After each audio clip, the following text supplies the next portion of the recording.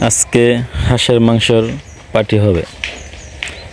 বাজার করে নিয়ে আসলাম, দেখতেই পারতেছেন 5টি হাঁস। এখন শুরু করতেছি। পিসগুলা সুন্দর করে ভেজে নিচ্ছি।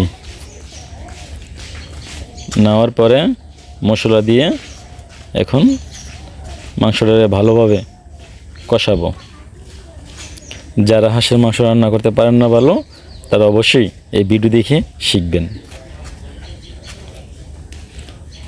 ভালোভাবে মাংসগুলোর ভিতরে মশলাগুলা যাতে সবগুলোর ভিতরেই ভালোভাবে লাগে, ভালোভাবে নাড়াচাড়া দিয়ে, ঠিক আছে, দিয়ে দিবেন।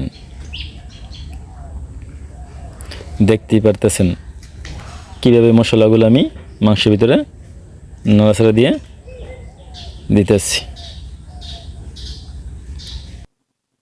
সবগুলো মাংস দিয়ে দিলাম।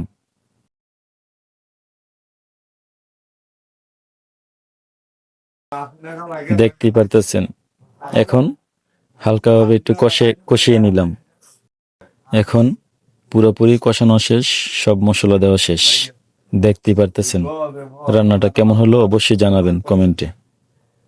ঠিক আছে, অবশ্যই জানাবেন কেমন হয়েছে।